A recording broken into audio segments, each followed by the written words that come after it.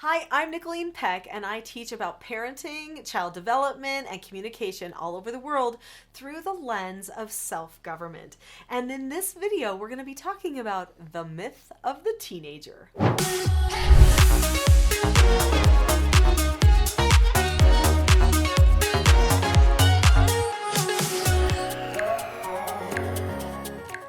In this video, I'm going to share how I found out about the myth of the teenager, what that did for my family, and what we can do to create an environment where we have youth, not teenagers, who are more confident and purposeful in their lives.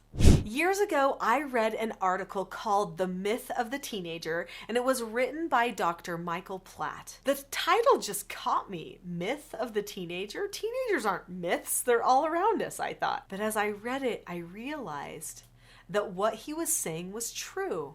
That this whole idea of a teenager actually is a myth that we are buying, and we've been buying for quite some time as a society, but we can open our eyes and see the young people for who they really are instead of just teenagers. So Dr. Platt talked about how people would always say to him, "Oh, your child's a teenager? Oh, I'm sorry." And that really struck him. Why would people say they're sorry just because their child was a certain age? Now, he knew that person was really intending to say, "Ugh, that's the worst time to have a child, and I feel bad for you and your parenting." But he didn't want it to be that way. And he felt like that was the wrong message to be giving. Number one, from one parent to another parent, but also from parents to children. We shouldn't be saying, "I don't like you when you're a teenager," or "let's not like our children when they're teenagers." What good would that do us? So he went into the history of a teenager, and this was intriguing to me. As I read his article, I found out that teenagers actually were not even a thing as far as a demographic of people until after World War II. So prior to World War II, young people were called youth, young man, young woman, maybe whippersnapper, or something like that. That's what they were called. And they lived up to it. They wanted to be like their parents. They dressed like their parents, talked like their parents, and wanted the responsibility that their parents had. They wanted to take on adult responsibilities and practice their adult skills. And during that time prior to World War II, that there was someone who was a delinquent, who was skipping school, being lazy, being disrespectful to authority figures. Those people were given a derogatory term. And that derogatory term was the word teenager. That's right. Teenager was actually a derogatory term. It meant delinquent, someone who wasn't turning out right. Think of today. What do we do today? We actually say, "Oh, you're 13, you're a teenager." And we get so excited about calling someone a teenager, even though the word still kind of has a negative lilt to the way that it's pronounced. Interesting, isn't it? Instead of saying, "Wow, you're turning into a very mature youth," that actually gives somebody hope. It sounds a little different when you hear it that way. Yes, we use the term teenager and teens, but do we really know what we're saying if we look at the historical context? So Dr. Platt said that a youth had a hero that they would look up to. They actually saw themselves as becoming a great person and wanting to be a hero themselves. Where a teenager, they want to stay a child. They do not want to grow up. They have that sort of Peter Pan mentality, like, "I'm never going to grow up." They want eternal youth. It's very interesting that ever since the term teenager became popularized with the greasers and the generation that immediately followed World War II, those people have wanted to have a teen culture that has lasted into their older years even. That's when senior centers were developed and people started having groups that would get together for trips as seniors, meaning not senior in high school, but senior members of society. So there's still this social culture that heavily revolves around friends and acceptance with friends, even fashion, where older people didn't used to care about fashion because they held to their principles and that was good enough for them, the recent generations of adults have cared about fashion. In fact, the older people are trying to dress like the younger people instead of the younger people dressing like the older people. I think many older people feel like they will not be relevant if they don't dress youthfully enough, or if they don't do their grooming in a way that would suggest that they're younger than they are. Interesting. This is one of the signs and symptoms that our generations have left youth behind and embraced teenager as the goal. So we're going to talk about what to do with this teenage epidemic that has swept all ages in the Western world. But before we do, click that subscribe button. If this is interesting to you, I'm pretty sure you're going to find the other videos on this channel will also be applicable to you as you're raising children and improving relationships in your life. So click the subscribe button now, and don't forget that notification bell so that you'll also be notified when new videos come out. As I mentioned, we really have a teenage epidemic. Everyone wants to be a teenager. The young children want to be teenagers. The tweens want to be teens. The adults want to be teens. And even the grandparents want to be teens. Everybody wants to act like a teenager, like they never grow up. This is because we have lost the role models that we need, the heroes, in order to see ourselves as having any value becoming an older person. When I was on the BBC documentary, The World's Strictest Parents, back in 2009, I asked James, who was on that program, to visualize his life in the future. I wanted him to get a big picture of his life. I said, how about you visualize yourself as 40 years old? What do you want your life to be like then? And he stopped. He thought for a second. And then he said, I want to be dead. That blew my mind. You want to be dead?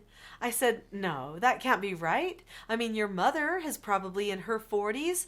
Surely you don't want her to be dead? You can't want to be dead. And he said, yes, I'll be so wrinkly, and I don't want to look like that. It'd probably be better if I'm just dead. He was serious, 100% serious. That's how you know that we are living in a culture where the young people, the ones who are our youth, the next generation of adults, they are hollowed out. They don't even understand purpose in life.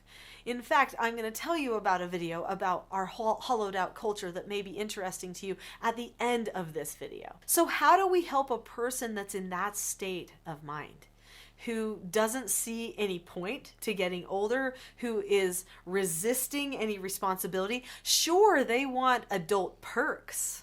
They want the cell phones, the freedom, but they don't want any adult responsibility. This is in direct contrast to the hero generation before them, who actually wanted all the adult responsibility. And if they got the perks, they considered it a fortunate blessing. When I read this article, The Myth of the Teenager, I told my children about it. And I asked them if they wanted to become teenagers. And they said, no, Mom, I don't want to become a teenager. That sounds like the wrong thing to be. I want to be a youth. And I said, yes, I agree.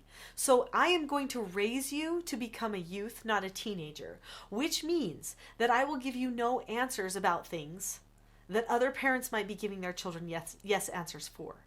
I will look at everything with this lens, as a big picture lens for who I am trying to help you become as an adult, not just for some fun thing to do as a child. And they're like, yes, Mom. I'll never forget one day one of my children came to me with a sad look on her face. And she said, Mom, Paige said that I'm acting like a teenager. It was an insult that my children used to insult each other. That's like a teenager. And I thought, oh dear, this is interesting. They really, really don't want to be a teenager. One time when I was teaching a class for youth in my area, I told them that we were going to read this really relevant article. And so we read The Myth of the Teenager by Dr. Michael Platt. Just look it up. It's super interesting. Anyway, we read this and we discussed it. And the youth were so changed. They were like, I don't want to be a teenager. And they ended up writing a book. It's an ebook. You probably can still find it out there somewhere, maybe in an old version of my website or something. But it was called I'm Not a Teenager and Here's Why. And they all wrote chapters of this book. They separated it out and decided this was an important message to get to the world. They wrote a book. They were between the ages of 11 and 18. Amazing, right?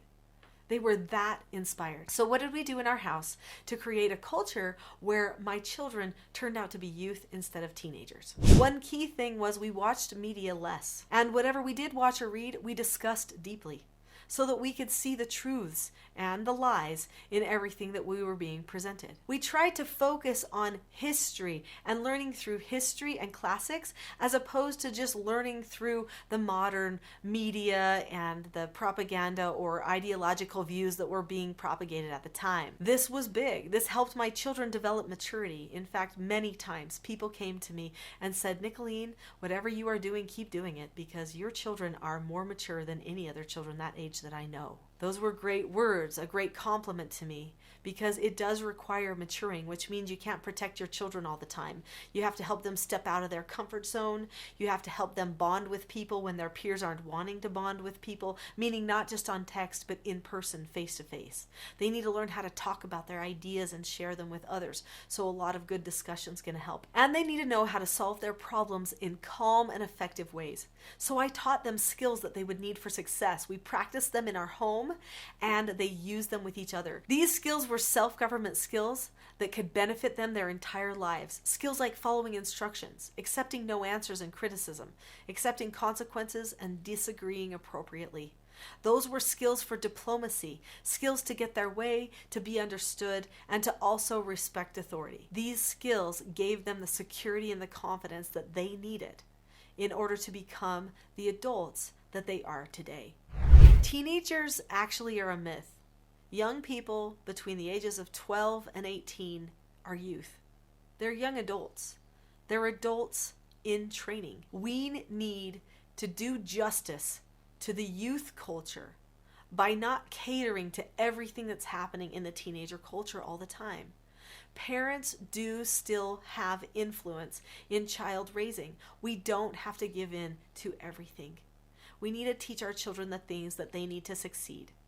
There is a lot more information on this topic, especially about the hollowed out culture that I spoke of before. I would like to refer you to the next video, which is Hero Culture to Hollowed Out Culture. So click on the link to that video now, and I will see you there.